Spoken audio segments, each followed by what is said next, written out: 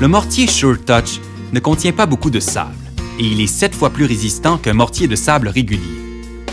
Pour vérifier si votre mortier est prêt à être lissé, vous sentirez une mince couche de peau se former à la surface du mortier, un peu comme une peau de saucisse. Ne tardez pas, sinon vous risquez de causer plus de fissures que la normale. Le délai varie selon plusieurs facteurs: l'exposition au soleil, la période de l'année, la température et le vent. Pour faire la finition des joints de mortier SureTouch, vous aurez besoin d'un goujon de bois dur d'1/4 pouce de diamètre de plus que la largeur du joint de mortier.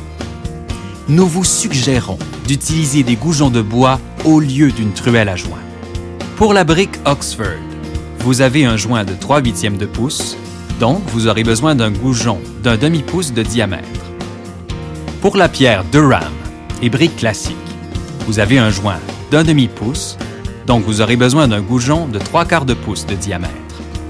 Pour la pierre Morancy, vous avez un joint de 3/4 pouce, donc vous aurez besoin d'un goujon d'1 pouce de diamètre. Un goujon de bois compressera le mortier dans les rainures et donnera un fini granuleux, comme un mortier de sable. Vous aurez également besoin d'une truelle de type langue de chat pour faire les extrémités de joint autour d'une ouverture, d'une brosse blanchissoise pour nettoyer à la toute fin, d'une perceuse et mèche à brasser, d'une pelle à mortier. Pour la finition des joints, vous commencez là où vous avez injecté, dans le même sens. Vous compressez le mortier avec le bâton légèrement incliné et de cette façon, l'excédent tombera par terre sans rien salir sur son passage. Tentez toujours de finir dans un cul-de-sac en prenant soin de relever votre goujon. Partez d'un coin vers l'intérieur d'un mur et jamais l'inverse. Autour d'une ouverture, compressez les joints des extrémités avec la langue de chat pour faire un joint plat. Cela vous donnera de plus beaux joints de calfeutrant à la finition. Vous passez partout une première fois pour bien compresser et dégrossir les joints. Vous passerez une deuxième fois pour faire la finition, c'est-à-dire donner un beau fini uniforme et corriger les intersections.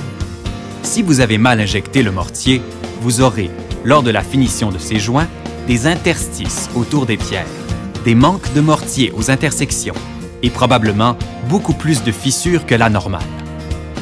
Laissez sécher au minimum 1 heure, puis vous passerez avec précaution la brosse blanchissoise qui enlèvera les surplus et la poussière. Sans plus, ne laissez jamais votre brosse se salir, car vous salirez vos unités.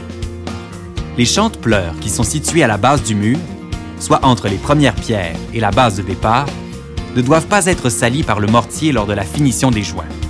Elles seront espacées de 24 pouces, centre en centre, et pourront laisser évacuer l'eau ou la condensation vers l'extérieur, tout en empêchant les insectes d'y pénétrer. Le travail des chante-pleurs est très important pour l'efficacité du système SureTouch, à ne pas négliger.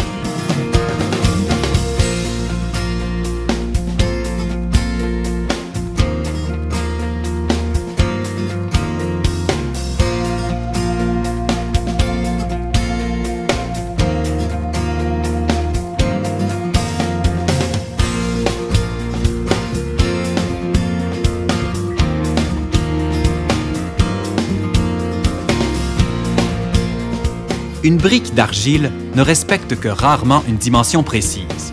Alors vous aurez parfois des joints serrés, parfois des joints larges et d'autres fois des joints normaux de 3/8 de pouce. Un goujon d'1 demi-pouce fera l'affaire. L'argile est foncée et est très perméable à l'eau. Alors ne la salissez pas et prévoyez que les joints sèchent beaucoup plus vite que les pierres ou briques de béton.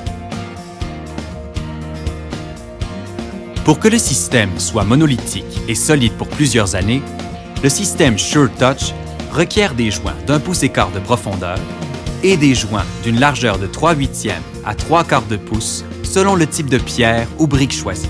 Nous vous déconseillons les joints en retrait car vous affaiblirez les joints. C'est la raison pour laquelle nous vous recommandons des joints ronds, combinaison entre un joint plat et un joint en retrait. Son apparence naturelle rejoint la texture de la pierre ou de la brique.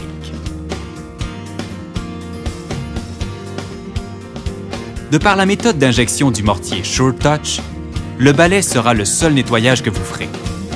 N'oubliez pas de respecter le temps de séchage avant de balayer. Si malheureusement vous avez sali une unité, nettoyez-la avec un mélange de vinaigre et d'eau, à raison d'une partie de vinaigre pour 4 parties d'eau. Vaporisez la tache, brossez vigoureusement et rincez légèrement à l'eau. Le plus vite vous la nettoierez, meilleur sera le résultat. Si vous attendez trop, le seul moyen efficace pour nettoyer sera au jet de sable. Des résidus de mortier adhéreront sur la brosse. Pour la nettoyer, vous pouvez la passer sur une pierre cassée.